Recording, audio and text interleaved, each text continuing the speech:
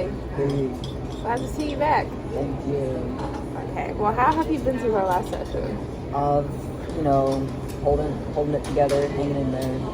Okay. And from our last session, like, how do you feel? Like, Um, I guess sort of right after our last session ended, I felt more motivated, I guess, since I actually took the first step to start therapy, but I guess that died out pretty quickly. I didn't really have any sort of plan, and I don't know, I feel like I'm falling back into the habits that I always have been. Haven't really tried changing much, but I'm hoping to work on that.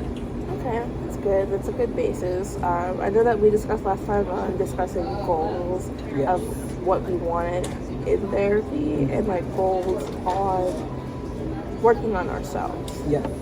So have you thought about those goals since our last time?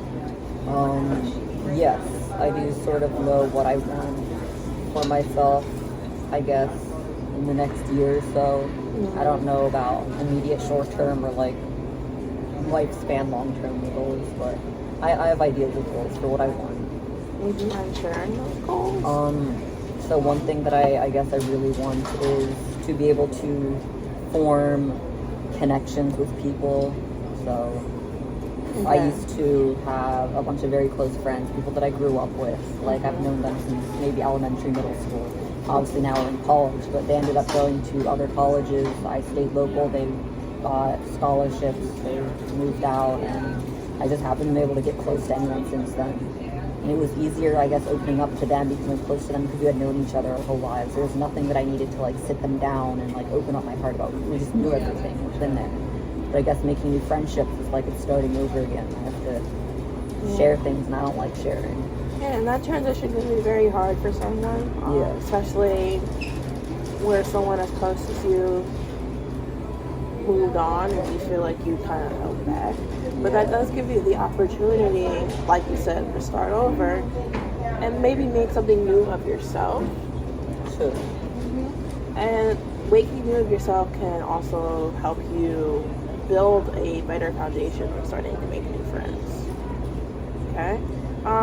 So last session we also discussed about your, other issues regarding your self-esteem Yes. and internalizing and all of this stuff. How has your self-esteem been since the last time we spoke?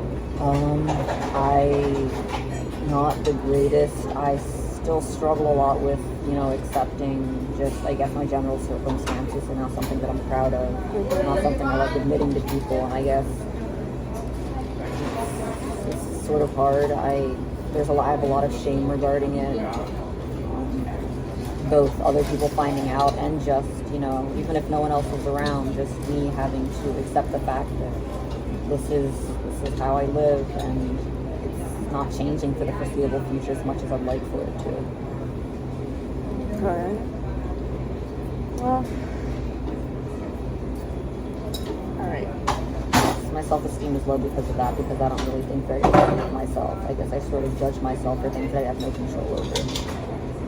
What's wrong with that? But at the same time, I feel like that is what's stopping you from moving forward and starting anew by making friends, just being overall a good person. Yeah. But at the same time,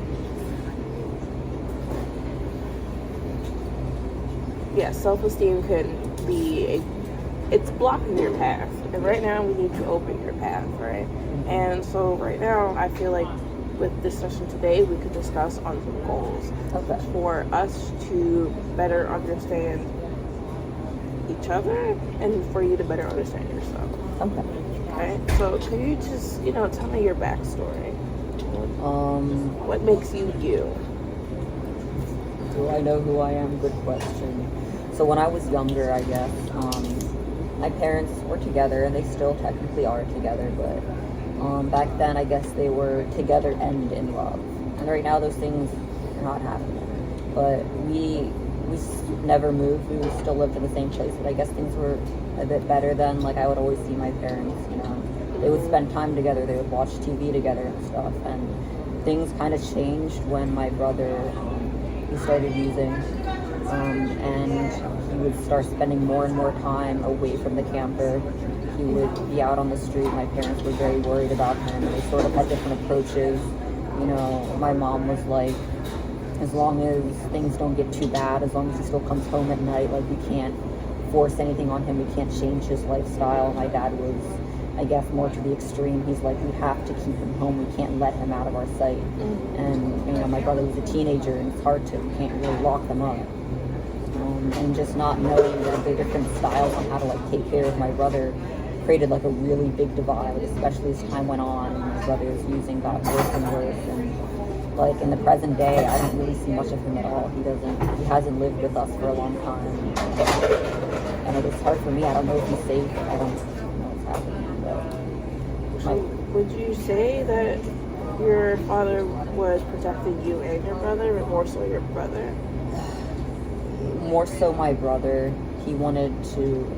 I never really felt like my father cared for me that much, but his intention was to help, and that didn't happen because obviously it was sort of traumatic for the whole family to see my brother go down that path. But for me, it, I guess, caused me to be really introverted, to withdraw, to internalize things, and my father was the opposite. Everything, all his anger went outwards. He would yell at my mom, he would yell at me, even if we hadn't done anything wrong. Just all of that anger came out. With your brother using, that Yeah. kind of caused a domino effect and a shift in the relationships with your family, correct? And so that made you become more isolated because your parents, more so your father, was more interested in the life of your brother, trying to protect him and make sure he's all right, when he feels as though he completely disassociated you and your mother, right? Okay. All right. And how does besides, the shift between the relationship and your parents, how does your mother affect you in this situation? I have some memories of how things were when I was younger, and my memories of her back then. She wasn't the most loving, involved mother in the world, but she was there, I think. She was there. She would spend time with us, and now it's like she's there physically, but there's nothing there emotionally. It's very vacant, I guess. Very distant? Yes, very distant. She provides for us. My dad doesn't work, my mom does. It's not the best job, but it gets us our food. She takes care of us, and I guess there still is that baseline motherly love, but it's just not expressed through emotions. It's expressed through actions, and those actions are giving us a place to stay. It's feeding us. But I don't really have people to open up to, since I don't have my friends, and my family just aren't the kind of people that will sit down and talk about their feelings. Everything stays inside. Well, therapy is a good start, especially just to let things out, because if you internalize them, things might stir, and it makes things get a little bit worse. But yeah, it seems as though family for you is important, right? But at the moment, you don't have that family that you want that could help you grow, and it always starts with your environment. And right now, the environment that you are currently in is not the best environment for you. And I understand from our previous session, you said you do want to save enough money by the time you graduate to be on your own. Ideally, that would be great. Okay, so how has that been working for you?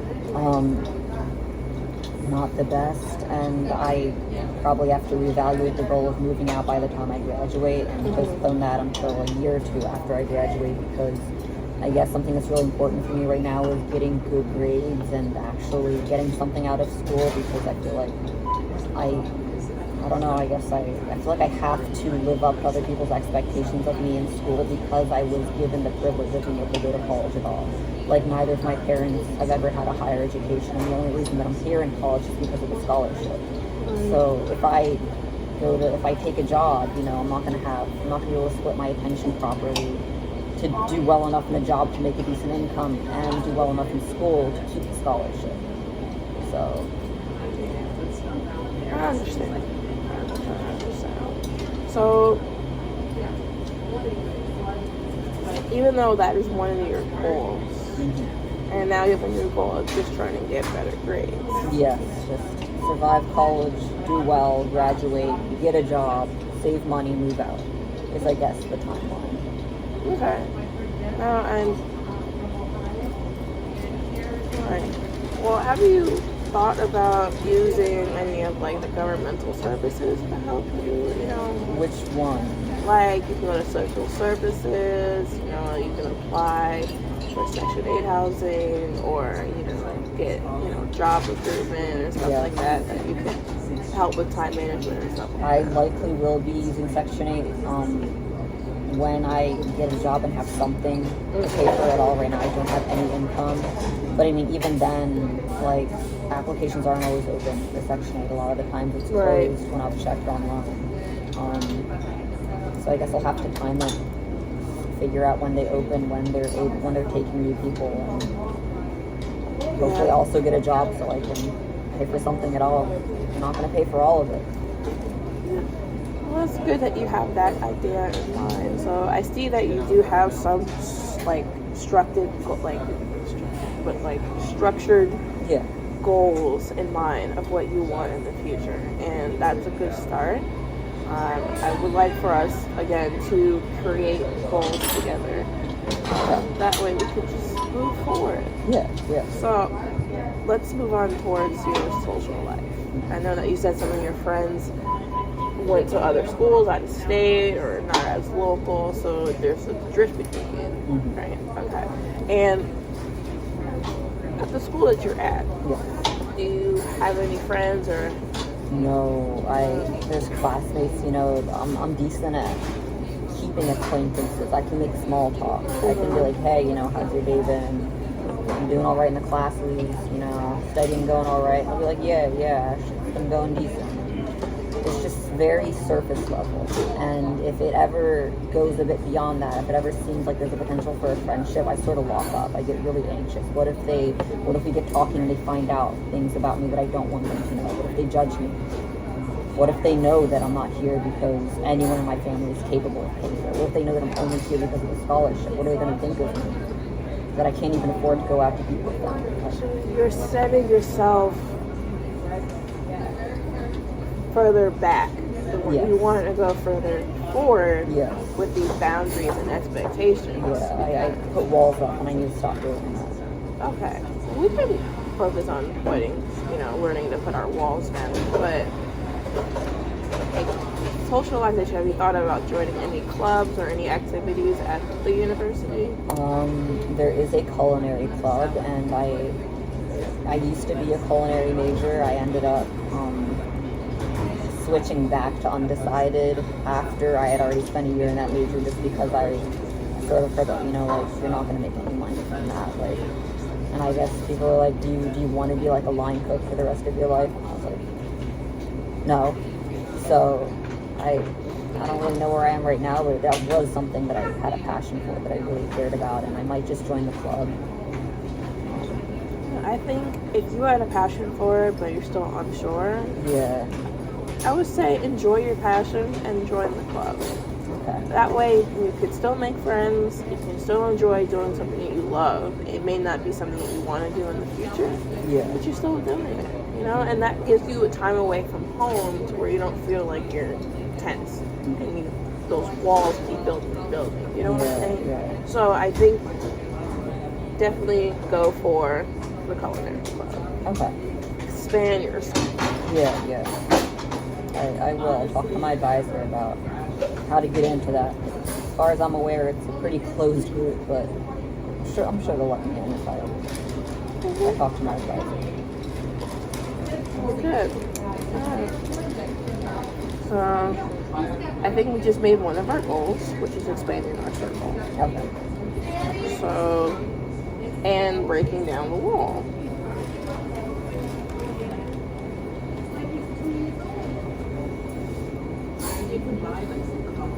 So what do you think caused your walls to be built in the first place?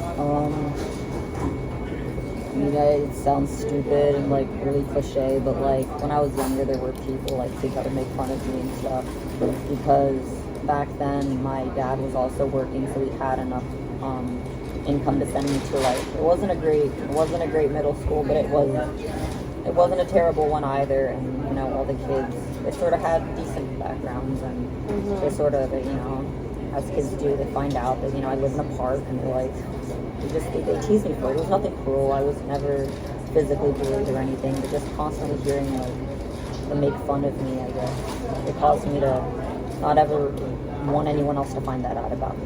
Like, it's something to keep secret, something to be ashamed of. And at that time, I never knew there was anything wrong about that, about living in a park and staying at a camp. Well, everyone has different upbringings, you know, and different ways that they're raised, and, you know, house children. Yeah. And at that age, I can understand why you would build up those walls, because that's just how people saw you at that time. And then as you grew up, you still have that mentality that people might see you the same.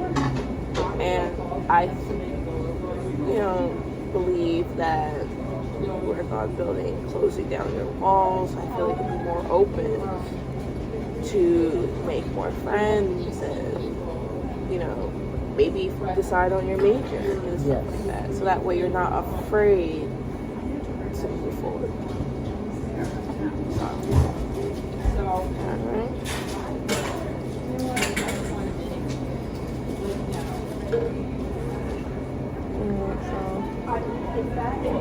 We already have 2 goals so far. So that's expanding your circle, breaking down your walls. Any other goals you want to work on? Or I guess I would like to be able to contribute more for my family than I already do. I mean, I've never really had much to give in that sense, because that's sort of our family's love language. It's not verbal, it's not through affection, it's through doing things, it's through actions. And my mom cares about us by providing us food, but I don't really do anything back. And I don't know. you want to give more to your family. Yeah.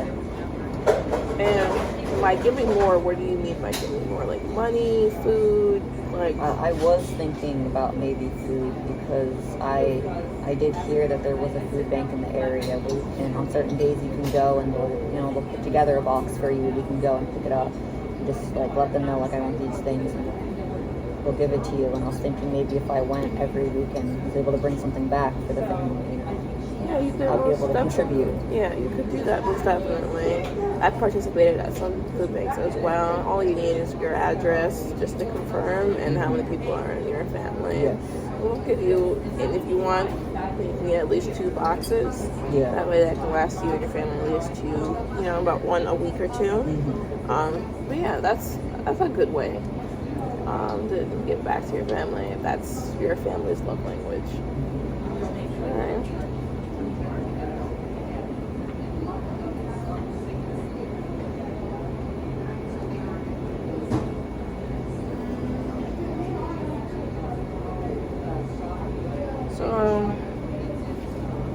Alright.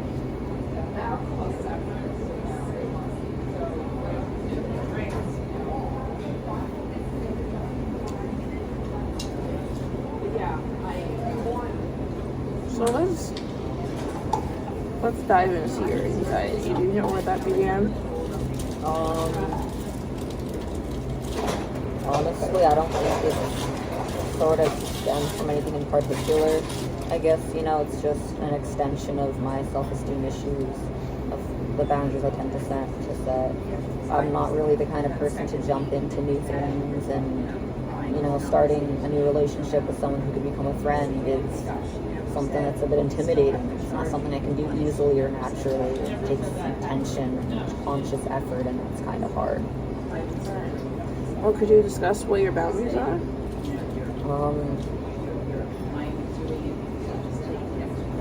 I guess I don't really thought about what my boundaries are, but I don't really like talking about myself. And a lot of people get the vibes that, like, you know, when we're talking and I refuse to or deflect the conversation whenever it comes to me, that they think that I'm being cold or standoffish, or that I don't know what they think of me, but it never really gives people the right idea, because they seem to like, oh, okay, and then they'll leave me alone. And I don't I've never been good at expressing no. I do want to keep this friendship. I just don't feel comfortable talking about myself or my life. And maybe that'll get easier because I've never really talked about my situation with anybody like this, like with a therapist. So maybe it'll become easier for me to come to terms with everything, so that I wouldn't be so afraid of talking to other people. But for now, that's just my boundaries. I don't talk about myself, my life, outside of school, outside of what they already know. And I guess another part of friendships is typically you go out, you hang out and do things outside of school. But school is really the only place where I feel safe and comfortable. And almost everything that you go out to do with friends involves spending money in some sort, like movies, going out to eat, going to any of these fun things. Like, unless it's literally just a library study room, like there's going to be money involved, and it's embarrassing saying no. I don't even have $5 change.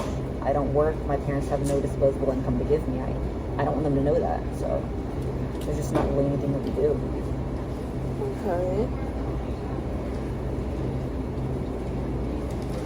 Well, given the circumstances of your situation at the moment, with the constant moving around location, unemployment, and your issues within yourself,